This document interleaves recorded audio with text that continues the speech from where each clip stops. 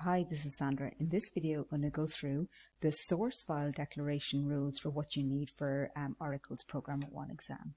So just taking a look up here. So firstly, I have a package statement. A package statement is optional, but in Eclipse, I have physically created a package, and I've asked to put this class inside that package, and therefore that package statement would be needed. So package statements are optional if you don't have a package. So I have an import statement as well. Package statement must come first, import statement must come second. It can't be the other way around, and then the class declaration would be third. If I have a package and an import statement, they apply to any classes that are physically in this file.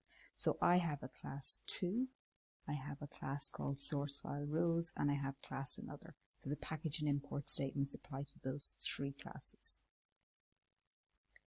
Now onto the public class.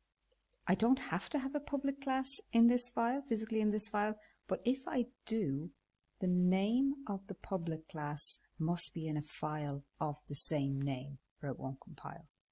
Also, if I have a public class, there can only be one of them. I can have other classes, but I don't have an access modifier on them. So they're known as default access.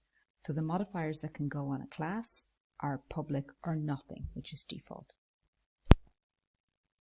Now, just 2 more things. Comments can appear anything throughout the class file. You can see them. I've even put one here in the middle of the class declaration on top of lines after lines, so it doesn't matter where comments go.